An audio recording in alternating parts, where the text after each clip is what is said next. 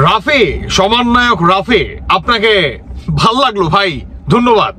দর্শক বন্ধুরা, breaking news সেটি হচ্ছে আপনার সমন্বয়ক সার্জিস আর হাসনাতকে আপনার গ্রেফতার করে কিংবা অনেকটা তাদের গৃহবন্দী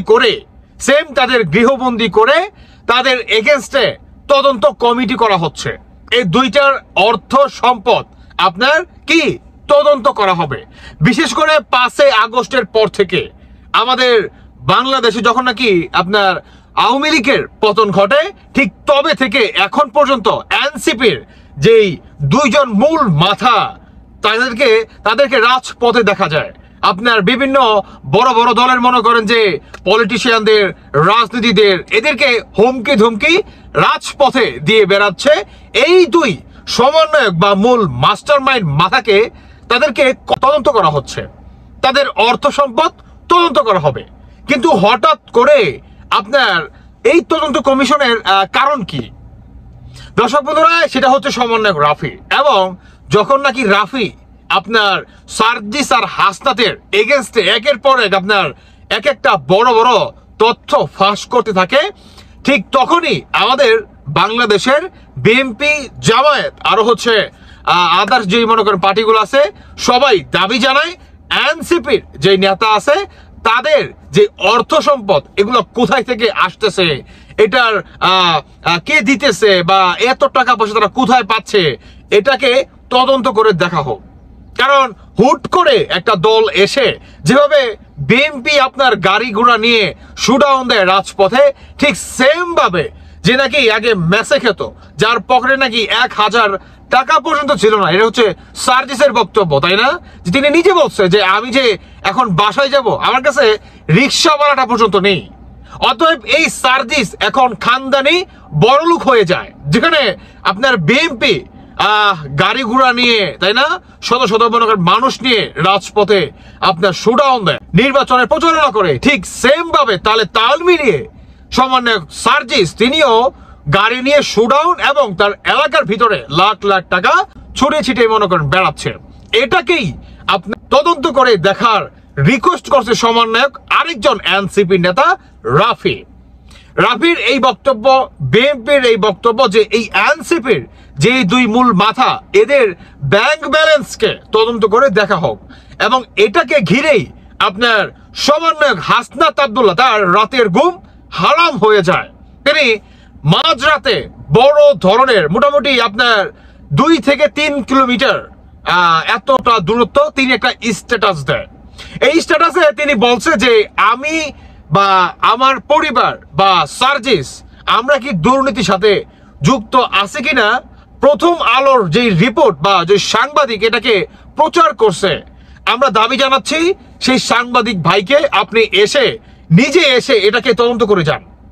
এবং প্রথম আলো এই ইন্ডিয়াকে কেন্দ্র করে বা ইন্ডিয়ার উস্কানিতে আমাদের বাংলাদেশে যেভাবে অস্থিতিশীল করার চেষ্টা চালাচ্ছে বা যেভাবে আওয়ামী লীগকে পুনরায় নির্বাচনে ফেরানোর চেষ্টা চালাচ্ছে বা আওয়ামী লীগকে কিভাবে সামনে রাজনীতিতে মনে করেন প্রতিষ্ঠিত করা যায়, সেভাবেই কাজ করতেছে এই প্রথম আলো উর্ফে ইন্ডিয়া। সমন্বয়ক হাসনাত তিনি আরো বলে যে এদেরকে আমি বেঁচে থাকতে সফল হতে দেব না।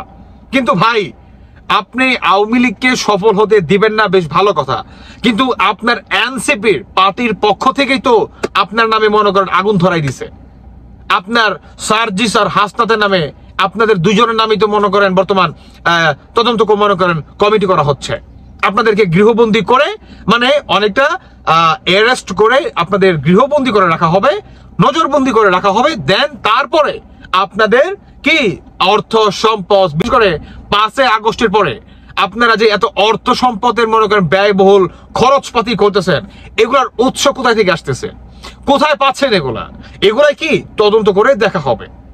তাহলে আসলে এখানে আওয়ামী লীগ কোথায় থেকে আসলো, এখানে কি বলে ইন্ডিয়া কোথা থেকে আসলো? আচ্ছা, ধরে নিলাম এখানে ইন্ডিয়া ইনভলভ। আমরা চাই না আমাদের বাংলাদেশ প্রসঙ্গে ইন্ডিয়া নাক গলাক, এটা আমরা চাই না। আমরা স্বাধীন একটা দেশ, আমরা স্বাধীনভাবে থাকতে চাই, আমাদের ভালো মন্দ আমরা নিজেরাই মনে করেন বুঝতে চাই। বেশ ভালো কথা, আমিও এটার সাথে সহমত। তবে ভাই, আপনাদের এনসিপির যে নাকি আরেকজন নেতা সমন্বয়ক রাফি, সেই রাফি তো আপনার আর সার্জিসের নামে তদন্ত করার একটা কমিটি করার আহ্বান জানাইছে, এবং এই কথাকে কেন্দ্র করে জোর দিয়ে আপনাদের দুজনকে গৃহবন্দী করে তারপরে কি আপনাদের এই অর্থ সম্পদ কি কোথায় থেকে পাচ্ছেন, এত লাখ লাখ টাকা কিভাবে আপনাদের গ্রাম অঞ্চলে আপনারা খরচ করতেছেন, আপনাদের এই আয়ের উৎস কোথায়, কে বা কারা আপনাদেরকে এগুলা দিচ্ছে, কোথায় থেকে পাচ্ছেন, আপনারা হঠাৎ করে মানে বাপদাদার জমিদারি হয়ে গেলেন, যেখানে সমন্বয়ক আপনার সার্জিস তিনি নিজে বলছে যে তিনি বাসায় যাবে, তার এই টাকাটা পর্যন্ত নাই। তিনি ইভেন এই কথা পর্যন্ত বলছে যে আমি যে মেসে থাকি, বা তিনি তো ভাই বিশ্ববিদ্যালয়ের হোটেলে থাকে বা মেসে থাকে, তাই না? তো তিনি মেসে কেন থাকবে? তিনি তো ভিআইপি একটা বাসা ভাড়া করবে, বাসায় গিয়ে আসা যাওয়া করে তিনি মনে করেন পড়াশোনা করবে, কিন্তু তিনি আপনার ভার্সিটির সেই থাকে, হোস্টেলে থাকে। তাকে হোস্টেলে থেকে কেন পড়াশোনা করতে হবে যদি তিনি আপনার খানদানি জমিদার হয় বা বড় লোক হয়? বলেন, এত কিছু কি বাংলার মানুষ বুঝে না? আপনারা সমন্বয়ে কি বর্তমান জাতির পিতা হয়ে গেছেন নাকি? ফেরেশতা আপনারা? আসমান থেকে আপনারা কি হঠাৎ করে নাজিল হয়েছেন? বলেন তো, যে আপনারা মুখ থেকে যেটাই বলবেন সেটাই বাঙালি গ্রহণ করে নিবে, বা সেটাকেই কবুল করতে হবে বাধ্যতামূলক? কি ভাবছেন আপনারা? আরে আপনাদের দলের এনসিপির এক একটা সমন্বয়ক যারা নাকি বর্তমানে একের পর এক পদত্যাগ করতেছে, আরে তারাই তো আপনাদের মুখোশ উন্মোচন করতেছে। আরো হবে, আপনাদের মুখোশ আরো উন্মোচন হবে। তবে আমি সাধুবাদ জানাই সমন্বয়ক রাফিকে।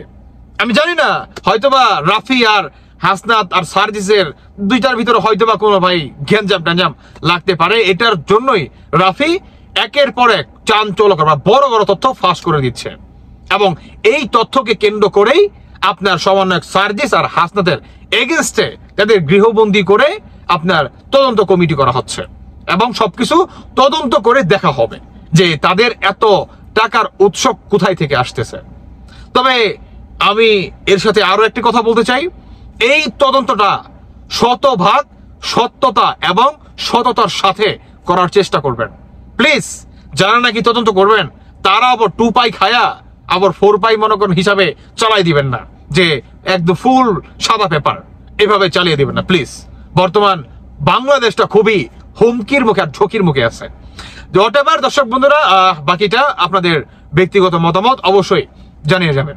ধন্যবাদ সবাইকে। আল্লাহ হাফেজ, আসসালামু আলাইকুম।